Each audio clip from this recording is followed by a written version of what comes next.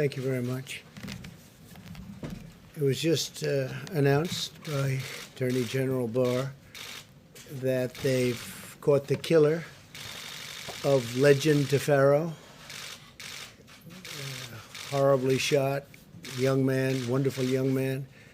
And we have this just came out 2 minutes ago. So Attorney General Barr just announced, as you know, we named Operation Legend after Legend Tafaro, where we're going to be helping out and are in the process of helping out cities throughout our country that have difficulty with crime, in particular certain types of crime. So that's really good news. They caught the killer of Legend. Today we saw Joe Biden continue to politicize a pandemic and to show his appalling lack of respect for the American people. That's what it is. At every turn, Biden has been wrong about the virus, ignoring the scientific evidence and putting left-wing politics before facts and evidence. Sleepy Joe opposed both the China and the Europe travel bans. You know that. He opposed the China travel ban that I instituted very early and the Europe travel ban that I instituted quite early. If he had followed, if we went after and listened to his advice, hundreds of thousands more people would have died. This is according to many people. I believe that Dr. Fauci agreed with that. He said that President Trump made a great decision when he put the ban on China. Joe Biden wants to fling open American borders, allowing the pandemic to infiltrate every U.S. community based on his policies. He wants to have ridiculous open borders. I've been saying from the first day I started campaigning for this great office that you have open borders, you don't have a country. You don't have a country with open borders. So he wants open borders. The Democrats want open borders. And if you take a look at our southern border, we would have criminals pouring through. The wall is getting close to 290 miles long, and it's having a huge impact. So we disagree with him on that. That's one of the many things that we disagree with. But while Joe Biden would allow rioters and looters and criminals and millions of illegal aliens to roam free in our country, he wants the federal government to issue a sweeping new mandate to law-abiding citizens. He wants the President of the United States, with the mere stroke of a pen, to order over 300 million American citizens to wear a mask for a minimum of 3 straight months. I guess this just happened. He thinks it's good politics, I guess. No matter where they live and no matter their surroundings, because different states are much different, both in terms of the atmosphere itself and also in terms of the corona problem. He does not identify what authority the president has to issue such a mandate or how federal law enforcement could possibly enforce it, or why we would be stepping on governors throughout our country, many of whom have done a very good job, and they know what is needed. Also, many of our 50 states are doing the job at a level that, frankly, people are really surprised, including foreign governments that are calling us constantly and asking for advice. So I want to just say our governors have worked very hard. They've worked with Vice President Pence and myself and everybody else that's been going. We have Scott now involved, and so Scott, congratulations, but you'll be working with a lot of governors. You've already started, and Dr. Fauci and Dr. Birx. If the president has the unilateral power to order every single citizen to cover their face in nearly all instances, what other powers does he have? That's why he refused, Biden, to take questions. He couldn't answer any of them, couldn't answer the questions. He refuses to take questions. He never takes questions. I take questions. He never takes questions. And you sort of wonder what's going on, because they're not that difficult. Some can be nasty, but they're not that difficult. but he never takes questions. So he just, I guess, left. I didn't see it, but I guess he just left the podium. Put it in your minds. My administration has a different approach. We have urged Americans to wear masks, and I emphasized this is a patriotic thing to do. Maybe they're great, and maybe they're just good. Maybe they're not so good. But frankly, what do you have to lose? You have nothing to lose. So we do, and we've been saying wear them when it's appropriate, especially in terms of social distancing, if you can't distance enough. And what do you have to lose? But again, it's up to the governors, and we want to have a certain freedom. We want to have a certain freedom. That's what we're about. At the same time, we also understand that each state is different and is facing unique circumstances. You have very, very different states facing very unique differences and circumstances. We've entrusted the governors of each state, elected by the people, to develop and enforce their own mask policies and other policies following guidance from the federal government and CDC. We're working with each state to implement a plan based on the facts and science. We will continue to urge Americans to wear masks when they cannot socially distance, but we do not need to bring the full weight of the federal government down on law-abiding Americans to accomplish this goal. Americans must have their freedoms, and I trust the American people and their governors very much. I trust the American people, and the governors want to do the right thing to make the smart decisions, and Joe doesn't know too much.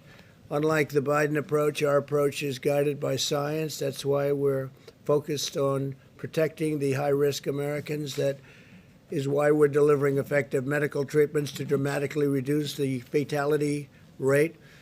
And that is why we're developing a vaccine and therapeutics in record time. You'll see that, I think, very soon. Sleepy Joe rejects the scientific approach in favor of locking all Americans in their basements for months on end, which I think is something that Scott would be very opposed to. I think I can speak for you. We've been dealing pretty strongly over the last number of weeks. But he wants them in the basement for months on end. And you have governors that have been very, very strict on keeping people in their houses, keeping people in their, wherever they may be, apartments. And frankly, I don't think the results are necessarily better than other results. But he wants to shut down our economy, close our schools, and grind society to a halt. And he wants it done by a federal decree.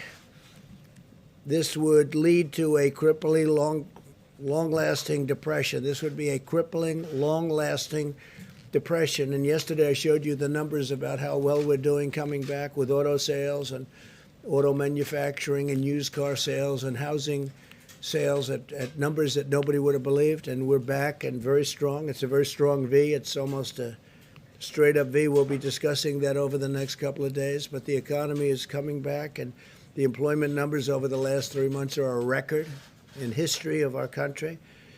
And we'll be back next year. I think we'll be maybe even stronger than the previous year, where we set every record in the book on employment and stock market. By the way, our stock market numbers are very close to record, and NASDAQ is actually record over the last 14 days, 14 times now. It's been record, and that's during what we hope will be the more final stages of the pandemic.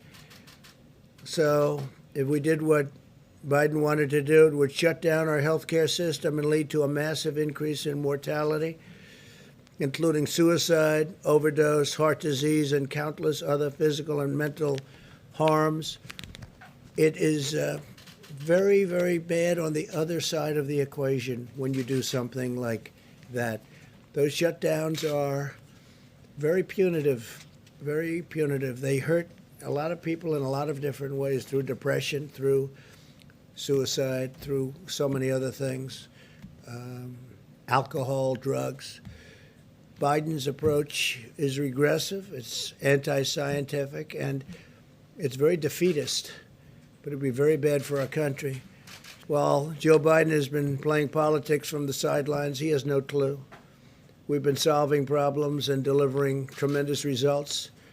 The most advanced and robust testing system on the planet, the #1 producer of ventilators in the world by far, unprecedented industrial mobilization, biggest since World War II, Operation Warp Speed to deliver life-saving treatments and very soon a vaccine.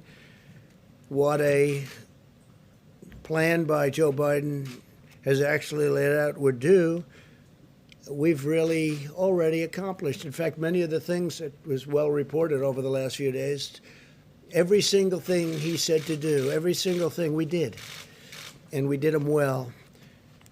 So Biden has no idea on his own. He only knows what he thinks we should do, and he spews it out, and then I guess you could say he plagiarizes, and he really did in our case, because every single one of the events, I think, Kayleigh, we can say that was something we had already done. So we'll defeat the virus, but not by hiding in our basements. He's got to come out of his basement. We'll defeat this virus through a common sense mitigation effort, shielding those at highest risk and unleashing America's medical and scientific genius, which is what it is. And we've already been doing it, and we're very close to having something that's going to be very, very special in the form of therapeutics and vaccines. To Joe, I would say stop playing politics with the virus, too serious. Partisan politics has no place here. It's a shameful situation for anybody to try and score political points while we're working to save lives and defeat the pandemic. In times of national challenge, Americans, and we are, by the way, we are working with countries from all over the world, and they're trying to learn from us. And some of the countries that you spoke most well about are having a tremendous surge right now, but it'll work out. But Americans must unite together, and they must put politics aside and have to really unite for a common good. 3 vaccines are in the final stage of clinical trials. They're doing really well. We're producing the most promising vaccine candidates in advance. As you know, part of the largest industrialization ever. It's incredible when I meet with heads of companies that are doing this, that are the best companies anywhere in the world. It's incredible where they are, how they're doing, and the speed with which they're doing it, and also the speed with which the FDA is approving things. Because by any other standard, you would have been 2 or 3 years away from being at the point that we're at. By the end of this week, we will have shipped 1,846 rapid point-of-care testing devices to nursing homes, which are a very important source, as you know, for people that are not handling the plague from China very well. This week alone, we're sending 992 testing devices and 450,000 tests to more than 950 nursing homes across the country. And these tests are incredible. These are tests that are all new, very modern. And we're also getting on the tests that are not done immediately with the 5 to 15-minute timing. When they do send them to a lab, they're coming back now in 3 days. So it's a 3-day process, which is about as good as you can do. You have 1 day of delivering, 1 day of receiving, and 1 day in the lab. We're also requiring all nursing homes to test all members of their staff at least weekly. By unleashing America's scientific genius, we have delivered effective treatments. The case fatality rate for Americans over 70 has declined by about 85%. That's a fantastic number. It's declined. That's case fatality. It's declined by 85%. Europe has seen 40% more excess mortality than the United States compared to a non-pandemic year. So you hear the numbers, and those numbers are very interesting, but that's the way it is. We continue to urge all Americans to wash your hands, socially distance, wear a mask when necessary, and when you cannot, distance and protect Very importantly, the vulnerable, protect people that are older and especially people that have problems with heart or diabetes or some other problem.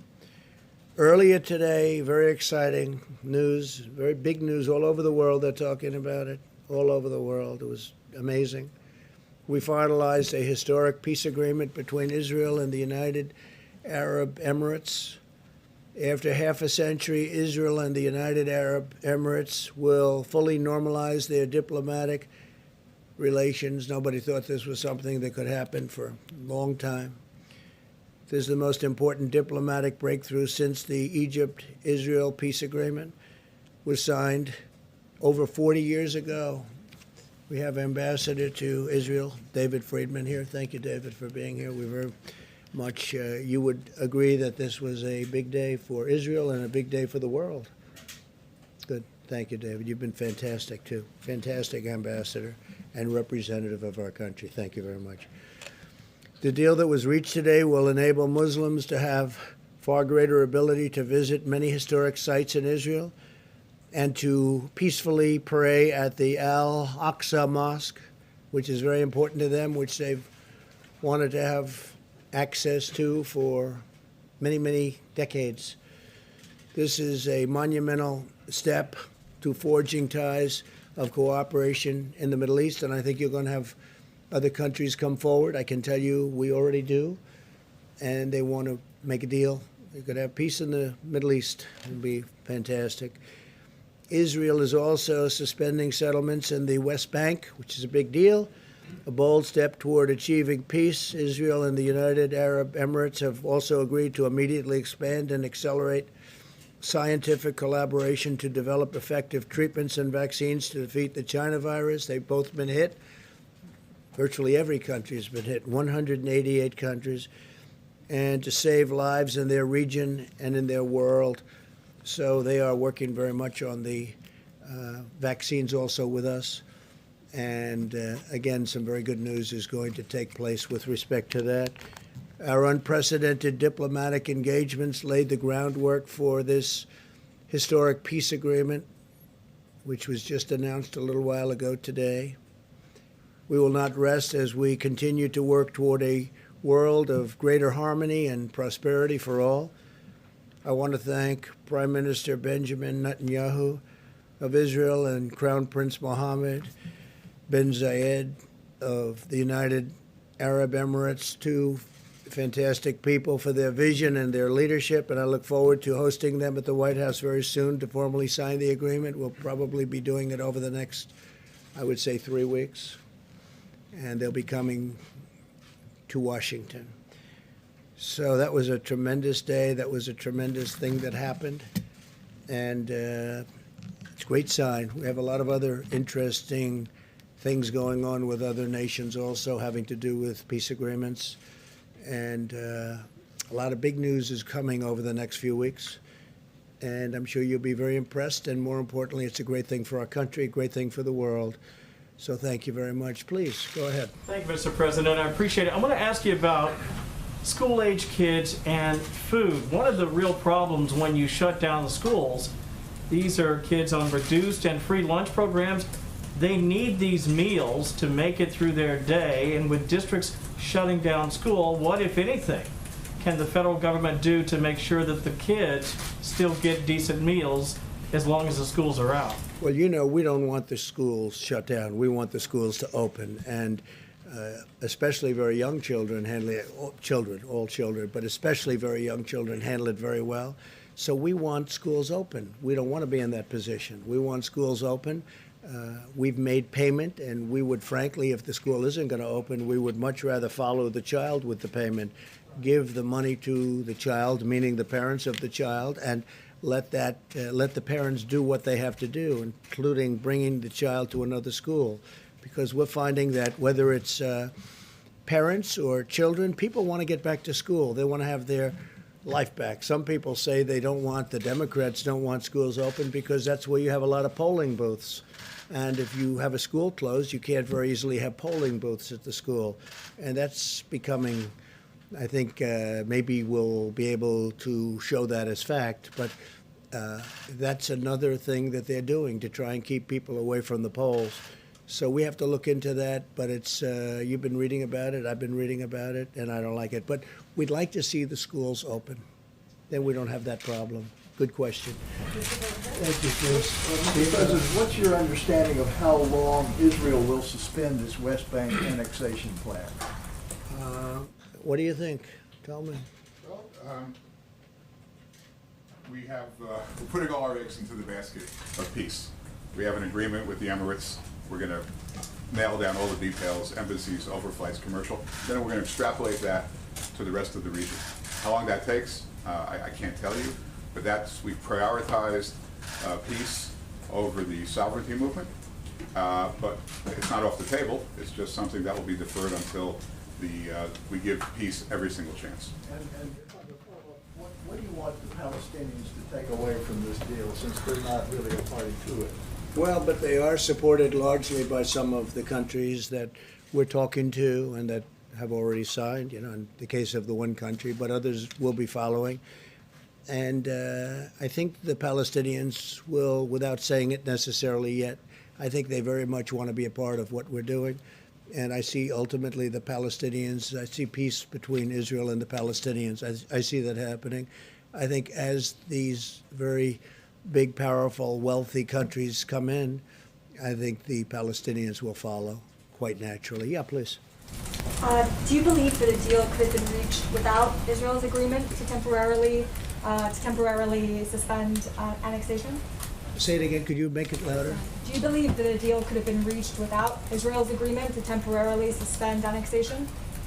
What do you think about that, David? It's interesting. I think you can't do both at the same time. So I think, again, prioritize peace, sovereignty, after peace is given every opportunity to turn to sovereignty. I don't think the two could have been done at the same time. And have you asked Israel to permanently consider abandoning annexation? No, this is a temporary process. There's been no request. Okay. Please, Caitlin. Mr. President, this morning you said that you do not want to fund the U.S. Postal Service because Democrats are trying to expand voting by mail. So I've got two questions for you. One, are you threatening to veto any legislation that includes funding for the post office? No, not at all. No. So you would sign something that does include funding? A separate thing, I would do it. But one of the reasons the post office needs that much money is to have all of these millions of ballots coming in from nowhere, and nobody knows from where and where they're going. You saw what happened in Caitlin in Virginia. It was 500,000 applications coming in, going all over the state. Nobody even knows where they came from. You saw what happened in New York, which was a disaster with Congresswoman Carolyn Maloney. It was a basic disaster. And you see Paterson, New Jersey, what's going on there. And we can give you many other locations and sites.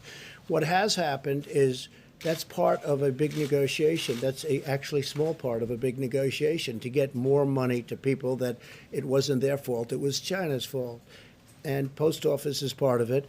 Another part of it is they want $3.5 billion just for the ballots themselves. Why it's so much, I don't know, but that's what the Democrats want. But if the bill isn't going to get done, that would mean the post office isn't going to get funded. And that would also mean that the $3.5 billion isn't going to be taken care of. So I don't know how you could possibly use these ballots, these mail-in ballots. Absentee ballots, by the way, are fine. But the universal mail-ins that are just sent all over the place, where people can grab them and grab stacks of them and sign them and do whatever you want, that's the thing we're against. But isn't that precisely the problem, is that you're saying you do not want to give this post office funding in this coronavirus legislation? They say they need it so they can be prepared. So if the pandemic is still going on in November when the election happens and people don't feel safe to go vote in person, they can vote by mail, and it can be safe and it can be secure. I can understand the post office, and if we could agree to a bill, the overall bill, which is obviously a much bigger number than just the post office, that would be fine. But they have the post office as one of their requests. It's their request. Right, but this morning you said you were against it, didn't you? I'm only against, what I'm against is I'm against doing anything where the people aren't taken care of, and the people aren't being taken care of properly. We want people to get money. It wasn't their fault that they got shut down. They got shut down by China. So whether it's the post office or whether it's the $3.5 billion. You know, they're asking for $3.5 billion just for the universal mail-in ballots, but they're not willing to make a deal. These are 2 points within a very big deal. The thing they want more than anything else, Caitlin, and you know this, is bailout money for the states and for the cities that are in trouble, which, for the most part, are Democrat-run states and cities. So New York has a problem, California has a problem, Illinois has a tremendous problem, and others. They want to be able to bail out these states, and we don't want to be doing that, or certainly don't want to do it to the extent they're looking for $1 trillion. We don't want to be doing that. Please, go ahead. I'm just really confused, because this morning you said they need that money in order to make the post office work so it can take all these millions and millions of ballots, and you said that would be fraudulent. So it sounded like you said you're blocking. No, I said it will end up being fraudulent, because if you look at what's happened over the last few weeks, just look at the few instances where this has happened, it's turned out to be fraudulent. Well, if you look at New York, it was fraudulent. If you look at Paterson, New Jersey, it was fraudulent. Of course there is. The whole thing is a mess. In fact, Carolyn Maloney's opponent he's gone crazed. He said they took the election away from him, and he may be right. I think they should redo that election. And if you look at Virginia, it's terrible. Look at some of the things that have happened in California. Look at California, where they found 1 million non-eligible voters. That was done by Judicial Watch, Tom Fitton and Judicial Watch. We have to have an honest election. And if it's not going to be an honest election, I guess people have to sit down and think really long and hard about it. But if the post office, if they're not going to approve a bill, and the post office therefore won't have the money, and if they're not going to approve a big bill, a bigger bill, and they're not going to have the $3.5 billion for the universal mail-in votes, how can you have those votes? What would mean is the people will have to go to the polls and vote, like the old days, like 2 years ago, 3 years ago, 4 years ago. They have to go to the. It doesn't say anybody's taking the vote away, but it means that the universal mail-ins don't work. Absentees do work. It's a very different thing. An absentee, where you make an application and you send it in, they send you a vote, it's different. But so, Caitlin, I'm not saying anything wrong with voting. I want them to vote. But that would mean that they'd have to go to a voting booth like they used to and vote. Even if they don't feel safe voting in person, people want to vote by mail because. Well, they're going to have to feel safe, and they will be safe, and we will make sure that they're safe. And we're not going to have to spend $3.5 billion to do it. And when you go to a voting, it would be wonderful if we had voting ID, and some states have that and some states don't because they can't get it passed. Most states want it. But we want people to vote, but we want people to vote so when they vote, it means one vote. It doesn't mean ballots all over the place. You saw what was happening in Virginia, where piles of ballot applications are dropped all over the state.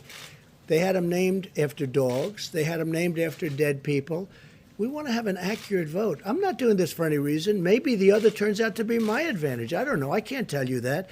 But I do know this. I just want an accurate vote. And it's a fair question, by the way. So does everybody else. Okay. Mr. President, how does the accord today between Israel and the UAE help struggling and persecuted Christians in the Middle East? Help what? How does it help struggling and persecuted Christians in the Middle East, the deal today? Well, I think it's going to. I think it's a big start. And you're right about that. Christians have been persecuted by some countries in particular in the Middle East. And I think this is a big start. It's going to be a very strong start, very powerful start.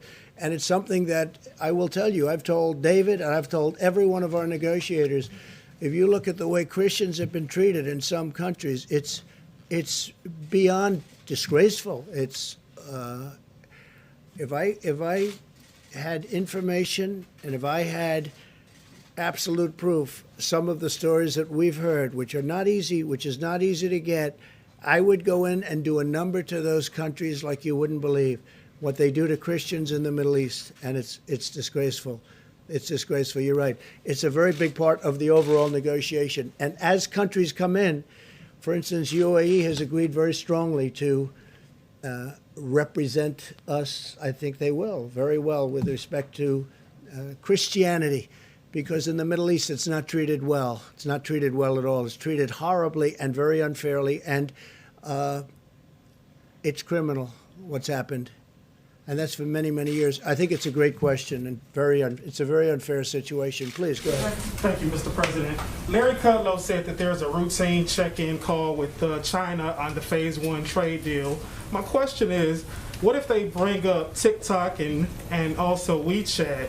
Would you instruct your team to engage them on that executive We have a order you just- deadline of September 15th, and whether it's Microsoft, I understand, and others are negotiating. We also said that obviously it's worthless if we don't allow them into the country. So we said that the United States Treasury is going to be getting something out of this deal, something very substantial. But what we want is total security. But we have a deadline of September 15th. So I know Microsoft and others are very interested in it. But that's our deadline. And it has to be proven to be totally secure. We don't want to have any information going into China with what we've been through. And I have to tell you, you talked about the deal. You mentioned the Phase 1 deal. Well, the Phase 1 deal, it's a very interesting situation because you've been hearing the largest order of corn in history, the largest order of soybeans, the largest order of beef. They've done more than they've ever done. So you're going to have to figure that one out. With where I'm coming from, I could have, because they see my attitude. My attitude toward China is not friendly, but they have gone into orders that are extremely large, and our farmers are very happy. But with what they did with respect to the pandemic, the plague that came in from China, it just is a different feeling. It was an incredible deal, but I have a very different feeling. But they are giving the Midwest, our farmers, among the largest orders they've ever seen. Somebody told me today, Bob Lighthizer, that it's about 40% of what they're selling now is going to China. So maybe they're trying to make me change my mind a little bit, because you know my attitude on China, and it hasn't been very good. Well, we're not talking to them. No, we're talking to the companies. In theory, it's a company, but it's a company within China. That means China. And the deal will have to be substantially beneficial to the United States, and we need total security. Okay? Mr. President. Mr. President. Yes, Mr. President, can you say whether you yourself think that annexation should be off the table for Israel, and if so, have you communicated that to Well, not Prime off the Minister? table. No, it's something they've discussed, but Israel has agreed not to do that. I mean, more than just off the table. They've agreed not to do it. And I think that was very important, and I think it was a great concession by Israel, and I think it was a very smart concession by Israel. But, David, do you have anything further to add on Prime that? Minister was pretty clear today at his own press conference that he considers this to be a temporary suspension and that the deal would still be open to him at some point in the future. I'm asking what you think he should do. Should he Well, actually right now, write it all I off? can say, it's off the table.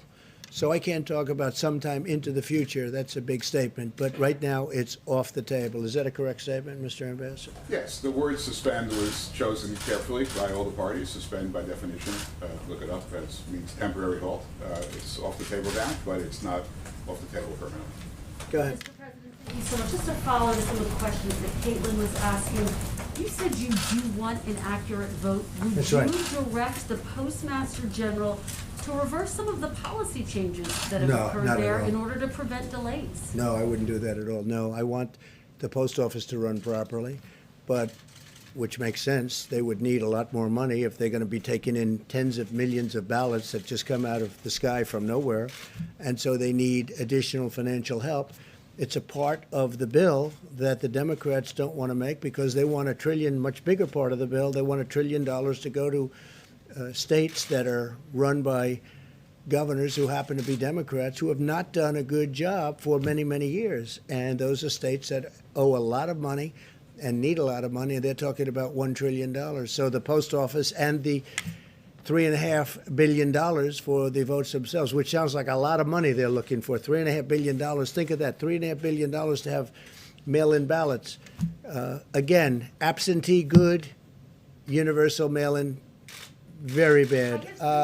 Please. Taking a step back, one quick follow-up. Given that the negotiations are still ongoing about whether to get more money to the Postal Service, why not put more resources and more money yourself. Find a way to do that, to make sure there is a Well, they free can and do it fair very election. easily. All they have to do is make a deal. If they make a deal, the postal service is taken care of. The money they need for the mail-in ballots would be taken care of if we agree to it. That doesn't mean we're going to agree to it, but all they have to do is make a deal. But again, more important to them is not that. That's a lot of money, but it's small time compared to the other. What they want to do, and very, very, very strongly what they want to do, is bail out cities that are run by Democrats and have been for many years. And these cities and states have done very badly, and they desperately need money for that. And we're open to something, but we're not open to the kind of money that they need. Go ahead, please. Mr. President, very quickly, my question for you is just, Just 1 second, please. Go what are ahead. you doing as president to make sure there is a free and fair election? That the what? What are you doing as president to make sure there is a free and fair election? So everyone talks about Russia, Russia, Russia. They talk about China, China. They talk about all of these different countries that come in and run our elections, which is false.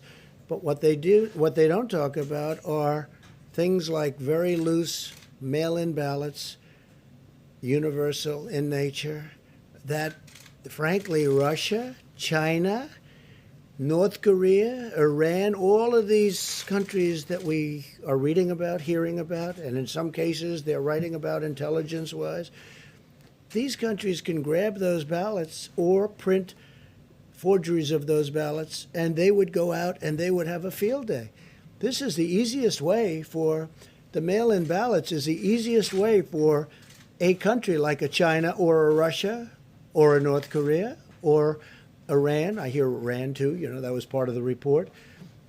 This would be very easy for them. This is much easier than, well, we have been very strong. Now, if you remember, President Obama was informed about Russia by the FBI in September. The election was in November.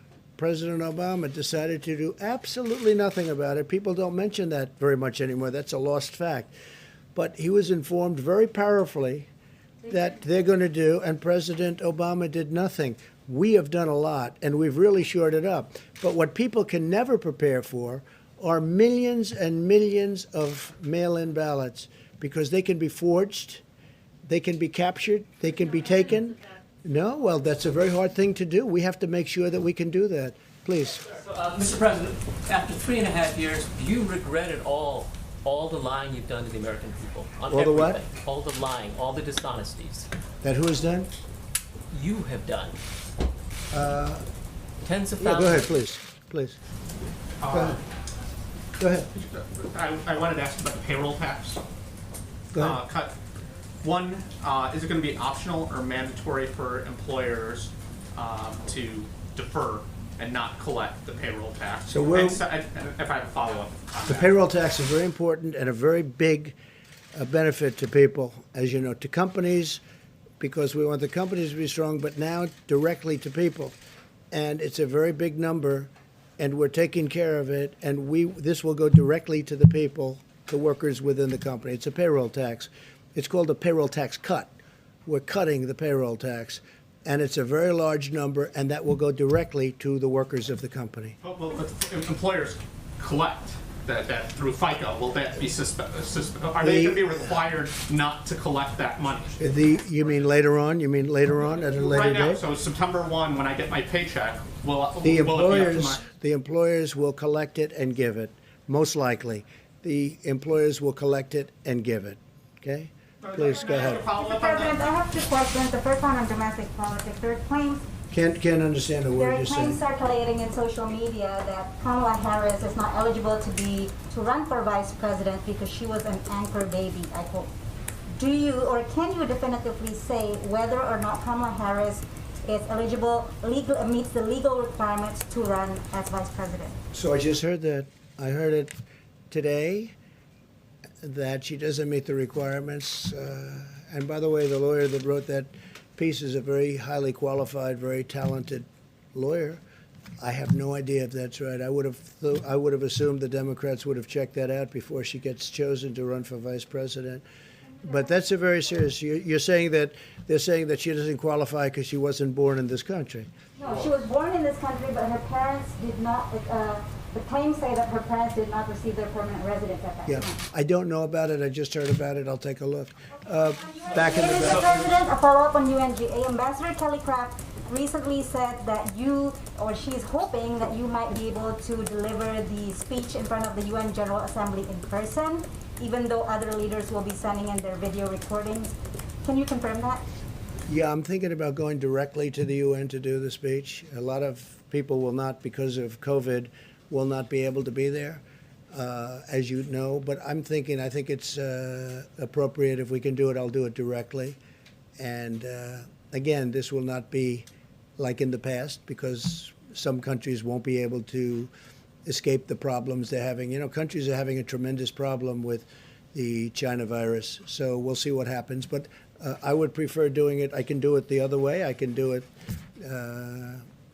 viral, as they say. I can do it in that form. But I'd rather be at the United Nations, deliver it. I think it better represents the country. Also, I feel sort of at least a semi-obligation as the President of the United States to be at the United Nations to deliver what will be an important speech. Would you still do it if the room is empty? Well, the room won't be empty. The room will have different people there and representatives of countries. But I can understand how it's very difficult for countries to be there. They won't be there only for that reason. They'd love to be there. I've already had people call, in fact, say, a couple of them, I'd love to be there. If you want, I'll be there. I said, don't be there. You don't have to be there. No, the room would be, I think the room will not be, although there may be a spacing requirement like you have in this room. This room was always packed. This room would be packed again if we had the seats open, but you have a spacing requirement, so I understand at the United Nations they may have that too. Yes, please. Thank you, Mr. President. I have a question on the peace deal, but if you don't mind, could I defer my question to Amala Khan from Epic Times? Sure, yes. Thank you, Mr. Please. President. Thank you. I would like to ask your opinion about what recently happened in Hong Kong, recent attack on press freedom in Hong Kong, and Jimmy Lai was arrested, his newsroom was raided. How will the U.S. respond to this? Well, I think it's a terrible thing, but one thing that we have done, we gave tremendous incentives to Hong Kong because of freedom. We want freedom. And we were giving tremendous economic incentives to Hong Kong, and we have now withdrawn all of those incentives. And it will be impossible for Hong Kong to compete with the United States with respect to that. It just won't be, because we've taken all of the incentives away. If you look at China with the World Trade Organization as an example, they're getting tremendous because they're considered a developing nation, which is ridiculous. Why should they be a developing nation, but we're not? And they get tremendous incentives. We have, by the way, told them it's unacceptable, and we've been doing that for a long time. They understand exactly how we feel, and big changes are being made. But with respect to Hong Kong, they get tremendous financial incentives so that they could do business and compete in the world. We've now withdrawn all of those incentives. It's going to be very hard for Hong Kong to compete. And I will tell you that the United States, and I say this from any standpoint you want to hear it, will end up making a lot more money because of it, because we lost a lot of business to Hong Kong. We made it very convenient for people to go there, for companies to go there. We've withdrawn all of that. And the United States will be a big beneficiary from an economic standpoint. But I hate to see what happened to Hong Kong, because freedom is a great thing. Thank you all very much. Thank you. Thank you very much.